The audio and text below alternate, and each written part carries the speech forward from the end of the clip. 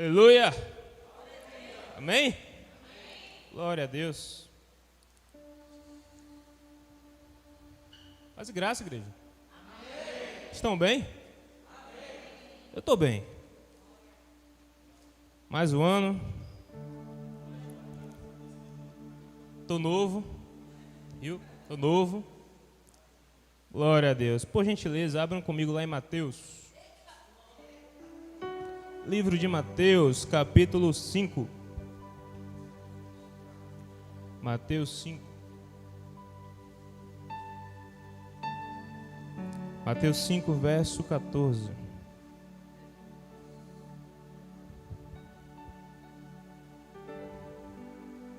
Quem achou, declara: estão pagas todas elas antes da data, e sobrando, porque eu sou próspero. Aleluia. Diz assim a palavra do Senhor: vós sois a luz do mundo. Não se pode esconder uma cidade edificada sobre um monte.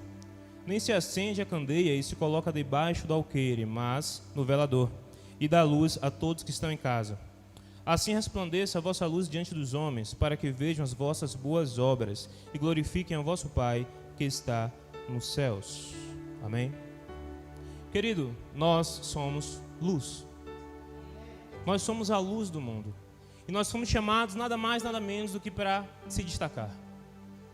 Nós precisamos e devemos nos destacar onde quer que estejamos. No ambiente de trabalho, na faculdade, precisamos ser o melhor. E quando eu falo de ser o melhor, eu não falo num termo de superioridade, não. Eu falo de ser o melhor por causa do nome que carregamos e da responsabilidade que temos. Porque as pessoas olham para nós e elas querem ver Jesus. O Jesus que pregamos, elas querem enxergar em nós. E não tem como enxergar Jesus em nós se não enxergar em nós excelência. Não tem como enxergar Jesus em nós se não enxergar em nós sabedoria, confiança. As pessoas precisam olhar para nós e ter em nós um seguro de que pode se aconselhar conosco, de que pode ouvir de nós uma palavra de destino, uma palavra de segurança, uma palavra de paz. Por causa daquilo que carregamos, não é por causa de nós. Porque nós somos vasos de barro, mas é por causa do tesouro que está dentro do vaso. Nós carregamos algo de precioso. E o mundo não quer apenas ouvir isso, eles querem ver isso. E ser a luz do mundo é justamente isso, é trazer revelação. Quando Jesus disse que ele era a luz do mundo, por que ele era a luz? Porque ele estava como uma revelação, a revelação de quem era Deus. E qual é o nosso papel de ser luz? Revelar a Cristo.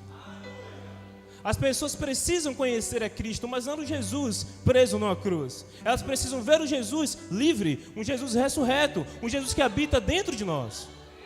Elas precisam ver em você o próprio Cristo. As pessoas precisam olhar para nós e enxergar Jesus. Mas como elas verão Jesus em mim, em minhas ações? Porque a palavra diz assim, assim resplandeça a vossa luz diante dos homens, para que vejam as vossas boas obras e glorifiquem o vosso Pai. O que é que nos distingue como discípulo de Deus? Amar. Porque se vocês são os meus discípulos, vocês vão amar como eu amo. Então o amor é a característica-chave daqueles que seguem a Deus. Só que às vezes parece que falar amor é algo tão vazio. Mas o amor, ele engloba tudo. No amor engloba os dons. No amor está o fruto. O amor, ele capta tudo. E quando eu entendo que Deus é amor e eu preciso andar em amor, eu ando no mesmo poder que Jesus andou. Eu ando movido de compaixão como Jesus andou. Eu ando cheio de sabedoria como Jesus andou. Mas existem, obviamente, princípios que eu preciso cumprir e estabelecer para que eu consiga alcançar isso, para que as pessoas sintam o cheiro dele em mim. E segundo as leis da física, a escuridão não existe. As trevas nada mais é do que a ausência de luz. Isso significa que se eu sou luz e eu cheguei no ambiente, já não há mais trevas. Se eu sou luz e eu cheguei em um determinado lugar, já não há mais escuridão, porque eu cheguei ali. E por causa daquilo que eu carrego, aquele lugar tem que ser transformado. Não tem como a minha casa ser a mesma se eu tenho a luz, não. Não tem como o meu trabalho ser o mesmo se eu tenho a luz. Aquele lugar precisa ser transformado. As pessoas precisam perceber que há algo de diferente ali, por causa daquilo que eu carrego. Não se trata de nós, mas se trata de quem Ele é em nós. Se trata do que Ele faz por você, em você e através de você.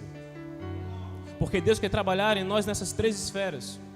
Ele trabalha por mim, Ele quer trabalhar também em mim. E quando Ele começar a trabalhar em mim, Ele vai me usar. Porque eu não posso dar aquilo que eu não tenho. É preciso que Deus movimente em mim, transforme em mim, para que eu seja um agente de transformação. Mas eu preciso entender uma coisa: eu sou luz. E ser luz traz consigo uma responsabilidade enorme. Quando eu entendo que eu sou luz, eu entendo que Paulo disse: todas as coisas são lícitas, mas eu não devo fazer tudo. Quando eu entendo que eu sou luz, eu abro mão até daquilo de que é lícito por causa de Deus. Eu abro mão até daquilo que é permitido por causa do Pai.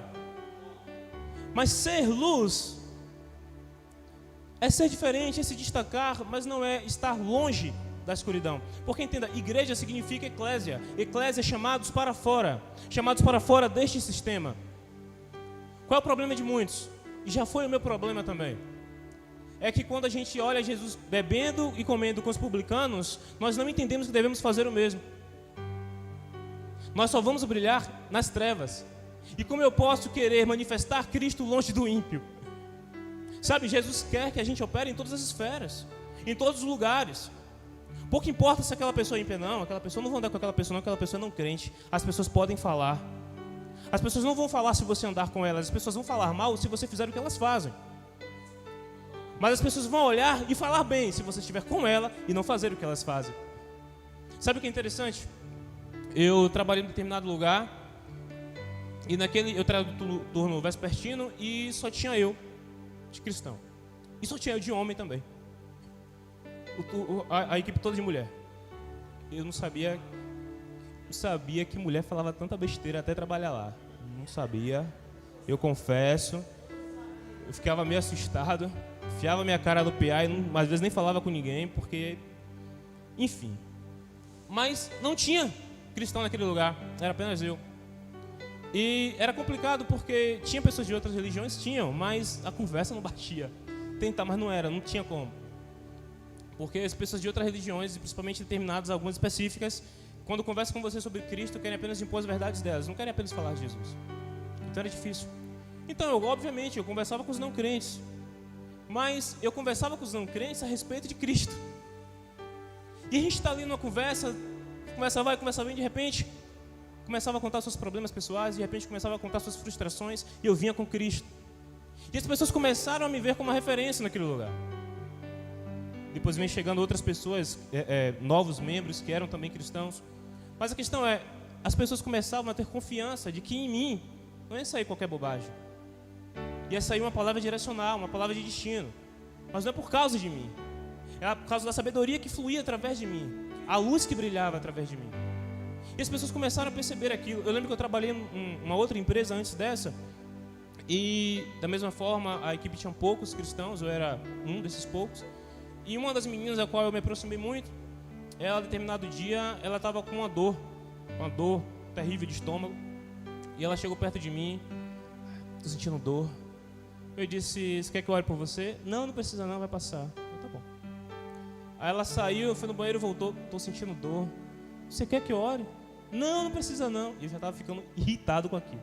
Porque toda hora ela chegava perto de mim e não estava com dor. Aí chegou a hora do intervalo, eu saí, ela saiu também. Tinha um corredor que era onde estavam os armários, eu fui em direção a ele para pegar minha mochila. Aí ela veio, eu estou sentindo dor. Eu, olha, licença aqui, afastei o braço dela, bati a mão no estômago dela e orei. Em nome de Jesus eu ordeno, pare de doer agora. E saí, nem olhei para a cara dela. Quando eu voltei do intervalo, ela chegou, você tá bem? Ela, a dor passou. Por que não pediu para orar logo? Era mais fácil. Então as pessoas querem ver isso. Sabe, não tem nada de errado em você tomar seu remédio, mas as pessoas se assustam quando veem que você não oferece o remédio, você oferece oração. As pessoas se assustam quando você não oferece um psicólogo. Deus abençoe os psicólogos. Mas elas se assustam quando você tem uma palavra de destino. Elas percebem algo de estranho, algo de diferente. Como você tem tanta sabedoria? Vem para o meu time que você vai entender. Elas precisam ver isso em nós, essa ousadia. Porque é disso que o mundo anseia, pela manifestação dos filhos. Mas como o mundo verá a Jesus se os filhos não se manifestam? Nós temos que ir na contramão, cara. Nós nascemos para brilhar, se destacar em todas as esferas. E luz fala de revelação. Quando chega a luz na nossa vida, onde havia escuridão, passa a não existir mais. Chega o conhecimento, chega a revelação. A revelação daquilo que eu posso, da onde eu consigo ir, de quem Deus é em minha vida, de quem eu sou nele. E quando essa revelação chega, não tem como você não ficar ousado. Não tem como você não ficar atrevido. Você fica cheio de ousadia. E eu olhava para Jesus e ficava pensando assim, o que é que faz tanta gente seguir a Cristo? Obviamente ele manifesta os sinais, mas o que é que faz tanta gente ir atrás deste homem? O que é que faz? Eu comecei a perceber, obviamente, que era por causa da forma que ele agia. Jesus era diferente de qualquer um. Ao mesmo tempo que Jesus estava com todos, ele não era como todos. Quando os soldados chegaram para prender Jesus, precisou que Judas identificasse quem era Jesus. Jesus não estava de terno, enquanto os outros estavam de sandália, não. Precisou alguém identificar, porque ele estava parecido com todos que estavam ali. Ele estava misturado, ele era um de todos, mas ele carregava algo especial. Quando Maria estava grávida, ela foi visitar sua prima. E a palavra disse que quando Maria cumprimentou Isabel, Isabel disse, bendita seja vós entre as mulheres, porque assim que você chegou, o fruto do meu ventre começou a saltitar. Porque aquilo que Maria carregava era algo poderoso. E nós carregamos esse algo. Nós carregamos a presença. E não tem como as pessoas não perceberem isso quando a gente chega num lugar. Um simples bom dia nosso tem que ser diferente de qualquer um. Por causa daquilo que carregamos. E as pessoas precisam ver isso em nós. Mas qual é o problema? Que muitas vezes isso não é tão transparente. Às vezes falta em nós relacionamento. Sabe, agora eu quero falar um pouco de secreto. Lá em Mateus 6:6 diz assim: tu, porém, quando orares, vai para teu quarto, e após ter fechado a porta, ora ao teu pai, que está em secreto. E o teu pai, que vê em secreto, te recompensará plenamente. Cara, estar no secreto é diferente de estar aqui. É no secreto que você vai receber revelações no seu espírito, revelações direcionais, revelações de destino. É no secreto que Deus vai lhe dizer o que Ele quer com você. Por muitas vezes isso não vai sair do altar. E quando sair, vai ser para confirmar aquilo que Ele já te disse. Isso aqui é um culto coletivo, mas há uma necessidade extrema. Eu preciso ter o meu relacionamento com Deus íntimo, eu e Ele, lá em casa. Isso aqui é uma extensão daquilo que eu faço em casa. Eu preciso ter os meus momentos de comunhão.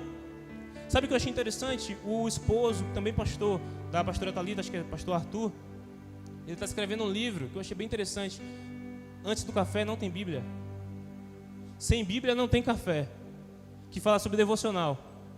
Porque ele praticante, todos os dias ele sempre tem o seu momento devocional antes de conseguir o seu dia.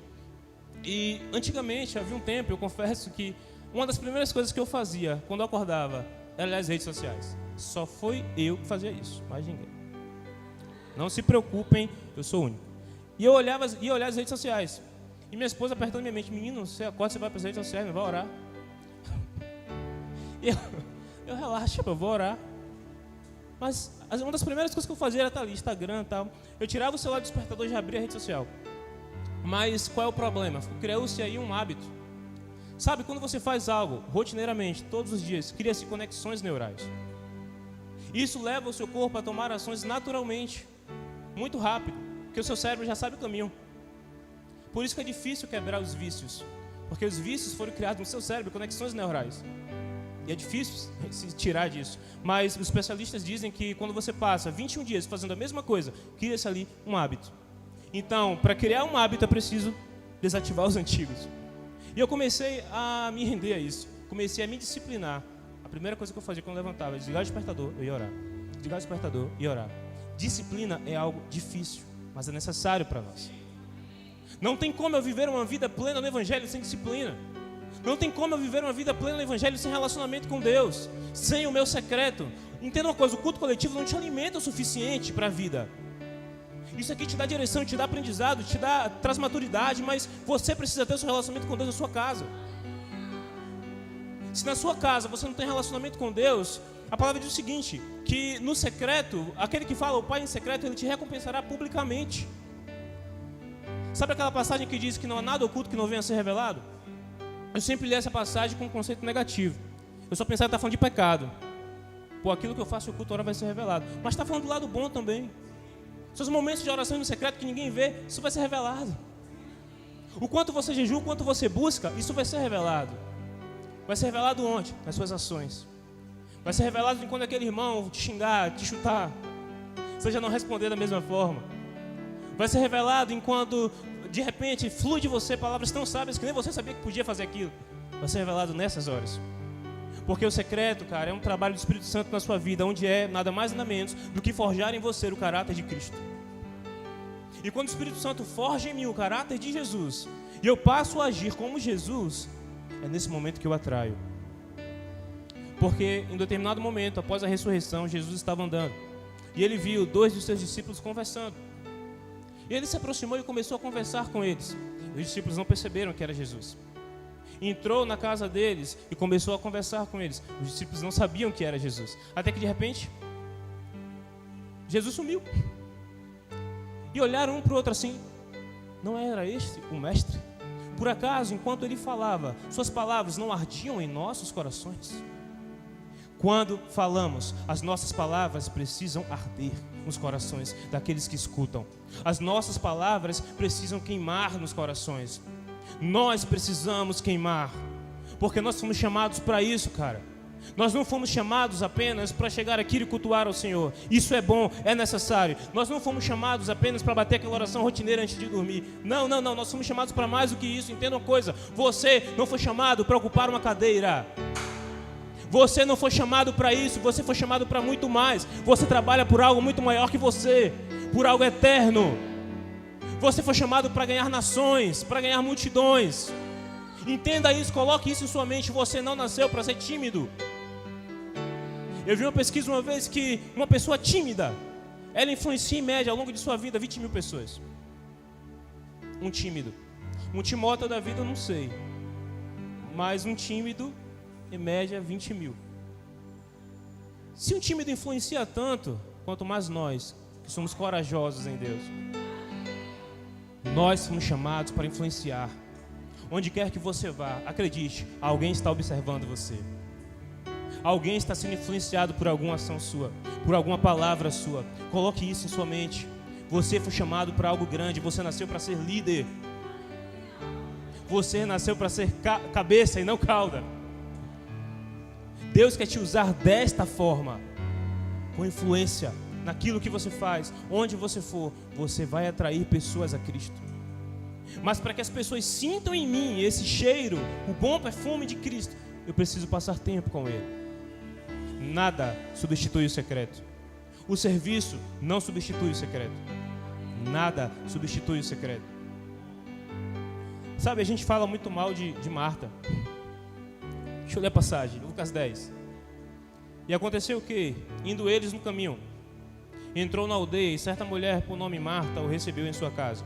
E tinha esta uma irmã chamada Maria, a qual, assentando-se também aos pés de Jesus, ouvia sua palavra.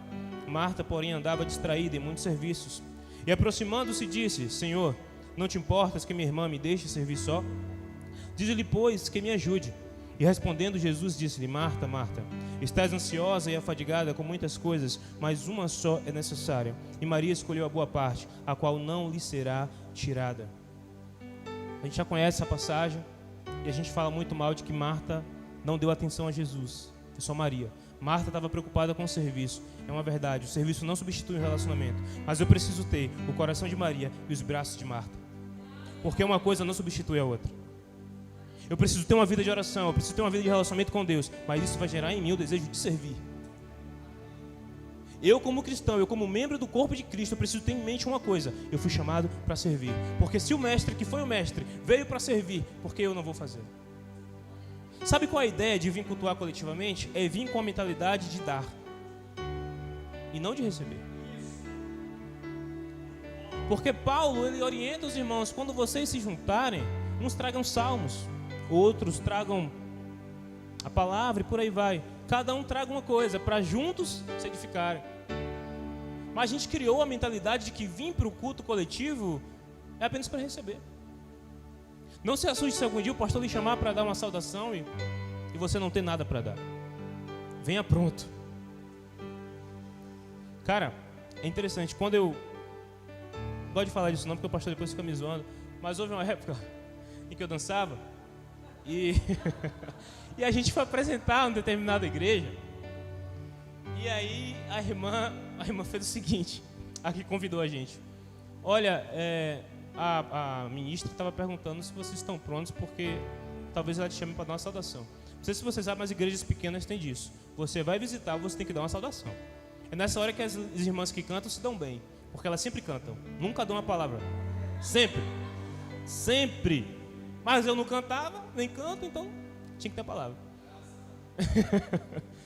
Então, e assim se fez. Ela me chamou a mim, e eu tinha algo para dar. Mas entenda uma coisa, o Senhor espera que você tenha algo para dar. Quando os discípulos chegaram para Jesus e perguntaram: mestre, o povo está com fome. Jesus disse o quê? Dê você de comer. E eu preciso ter algo para dar, porque o mundo está faminto. E eles vão buscar isso de nós. O culto é para poder dar, irmão. É um edificar o outro. E quando eu tenho essa consciência, eu ando sempre pronto. A palavra diz em 1 Pedro que nós precisamos estar prontos para defender a fé. Como eu vou estar pronto para defender a fé sem relacionamento? Sem estudo, sem palavra. Eu preciso me aprofundar nisso aqui. Como eu disse, nós somos luz. A palavra diz que a palavra é lâmpada para os meus pés e luz para os meus caminhos. Como o meu caminho vai estar iluminado se a palavra que traz revelação não está em mim? A palavra precisa habitar em mim de forma rica, em abundância, transbordante. Eu preciso ter a palavra em mim muito clara. Eu não falo apenas de você escutou um pregador no YouTube e pegou um versículo. É engraçado, eu lembrei aqui que quando eu era menor, meus pais tinham por obrigatoriedade, minha irmã, gravar um versículo todos os dias. E eu, nada besta, eu procurava o menor versículo. Eu não lia a Bíblia, eu só tinha a obrigação de ter um versículo por dia. E aí eu ia lá em Tessalonicenses 5,17. E eu ia procurando os menores versículos.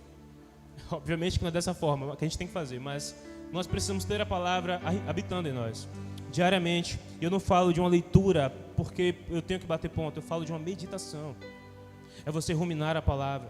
É você estar no ônibus e a palavra vir somente e você ficar meditando sobre aquilo. Meu Deus, o que aquela palavra está dizendo? Porque essas coisas vão trazendo no seu espírito revelação. E à medida que vem a revelação, chega a luz. E onde há luz, meu querido, você não cai, você não falha, você não tropeça. É preciso que haja luz naquilo que você faz, luz nas suas decisões, luz nos seus caminhos, para que você não tropece. Mas o que vai trazer essa revelação e essa clareza nas suas decisões é a palavra habitando em você. Sem palavra, sem relacionamento com Deus, sem vida de oração, não tem como.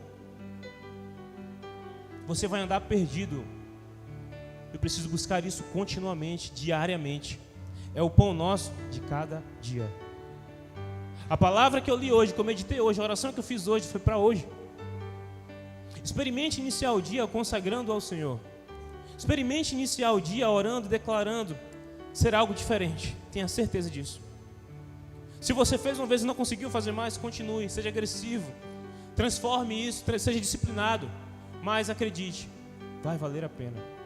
Que uma vida sem isso não tem como se chamar de vida. Não tem como viver sem uma vida de oração. Não tem como se sentir vivo sem uma vida de oração.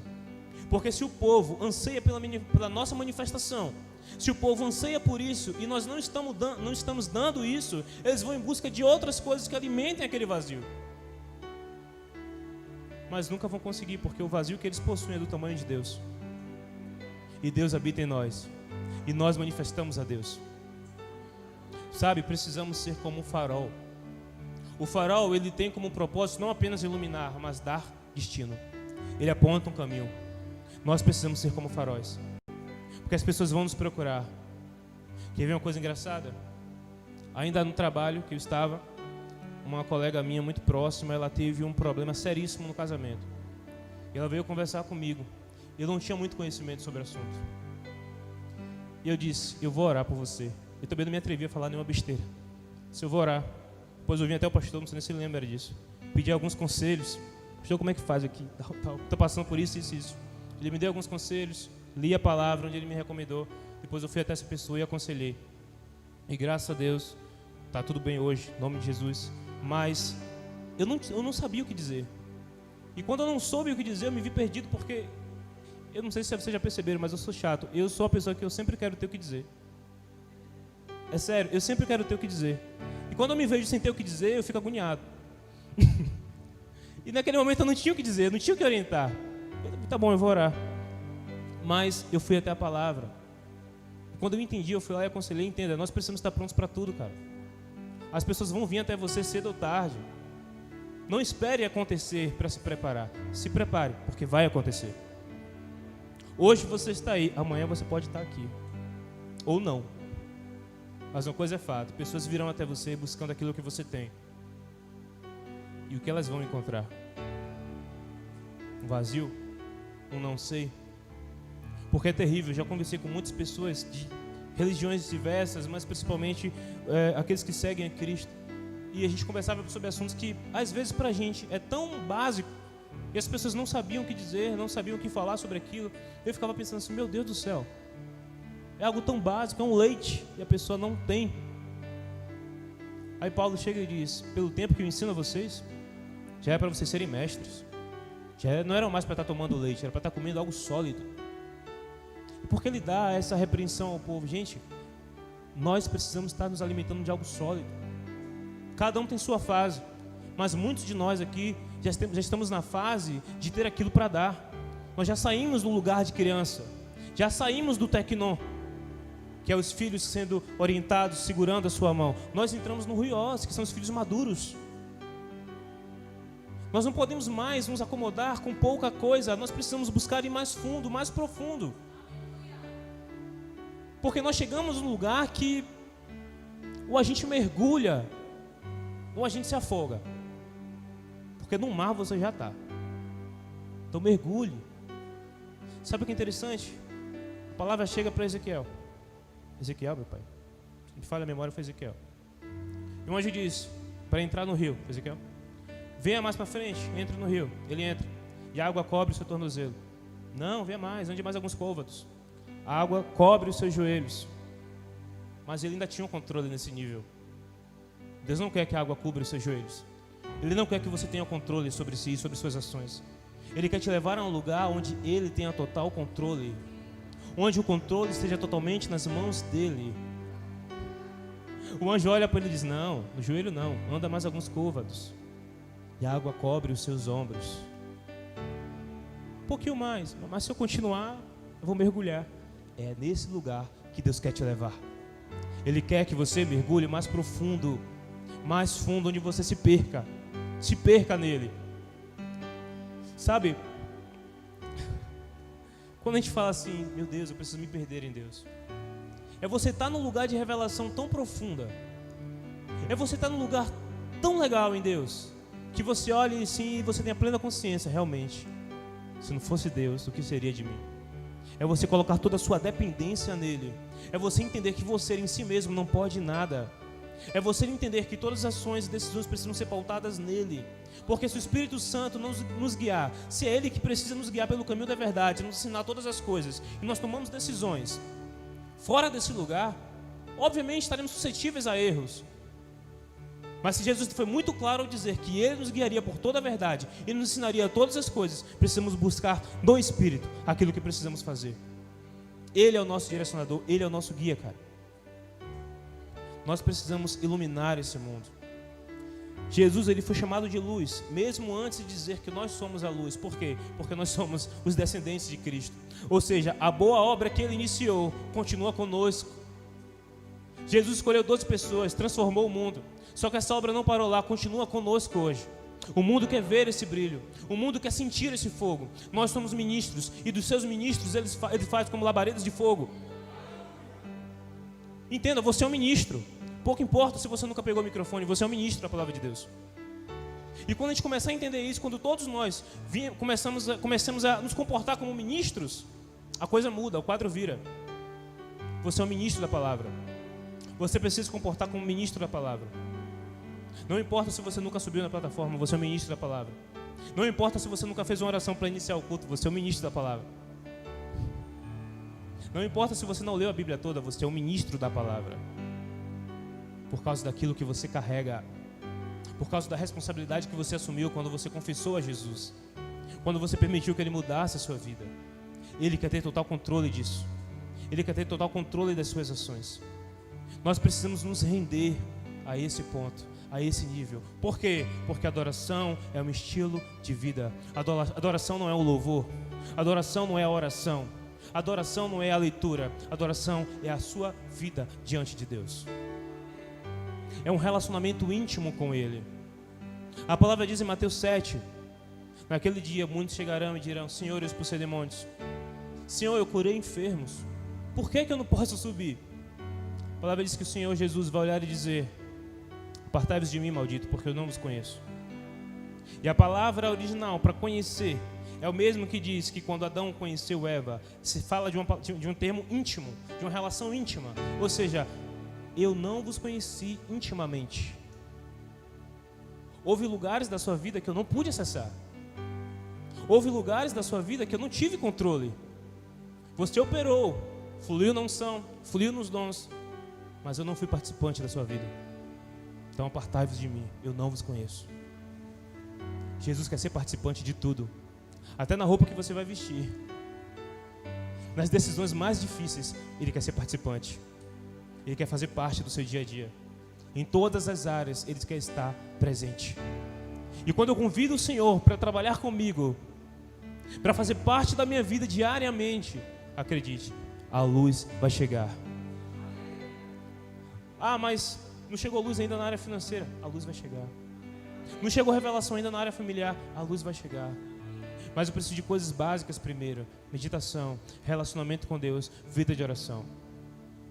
Queridos, sem esse feijão com arroz, eu não consigo me manter sustentado na presença. Sem esse feijão com arroz, por mais que você trabalhe para o reino, você pode estar trabalhando em vão. Sem esse feijão com arroz, não tem como seguir em frente. E obviamente, além disso, precisamos entender que há uma paternidade sobre nós. Sabe, os discípulos nunca chamaram Jesus de pai. Nunca. Nem João. Mas quando Jesus estava para partir, ele disse: não se preocupe, eu não vos deixarei órfãos. Porque havia uma relação de paternidade ali. E há uma relação de paternidade nessa casa, amém? Precisamos entender isso e honrar isso. Eu estou desviando da palavra aqui do que eu estava pregando, não sei porquê. Mas precisamos honrar essa relação de paternidade que há nessa casa. Vocês possuem um pastor, você possui um pai. Há uma relação muito diferente entre um líder liderado e um pai e um filho. Nós possuímos um pai. E precisamos honrar isso. Nós não somos órfãos. Amém? Voltando para a palavra.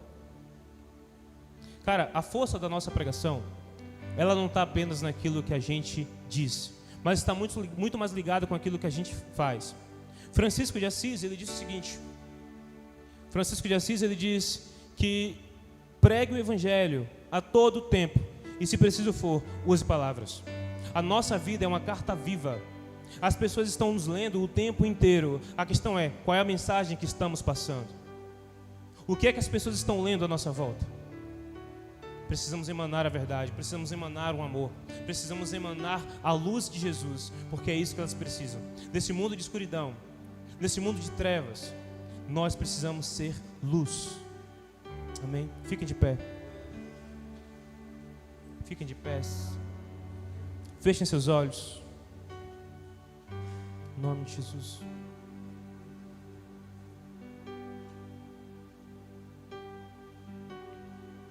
Tem pessoas pedindo oração, é isso? No Instagram? Amém. Vamos orar. Qual o nome da pessoa? Aleluia. Senhor, feche os olhos, em nome de Jesus. Pai, em nome de Jesus, aqui estão seus filhos. Senhor, nós te agradecemos porque a sua palavra habita ricamente em nós.